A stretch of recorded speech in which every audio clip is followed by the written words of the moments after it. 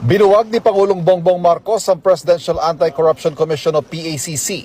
Komisyong binuo ni Pangulong Duterte sa ilalim ng kanyang opisina noong 2017. Ang PACC po ay napakaliit na opisina, napakaliit ng kapangyarihan, pero ang puso para lumaban sa korupsyon sa pangunguna ng Pangulong Duterte, buwis buhay po kami noon.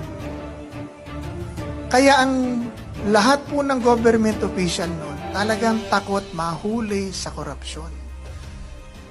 Ngayon, tinanggal po nila yan at ang una pong ginawa ng Pangulong Marcos, EO1, Executive Order Number 1, alisin ang PACC. Ang tanging opisina na nilikha para labanan ang korupsyon sa gobyerno. 3 years later, ngayon nakikita natin, lahat po ng mga programang inilagay ng Pangulong Duterte noon laban sa droga, korupsyon, red tape, kriminalidad, na kanilang inalis or binago ang humahabol sa kanila ngayon. Ngayon, anong issue ngayon? Korupsyon na naman. Droga na naman. Kriminalidad na naman. Yan. Insurgents.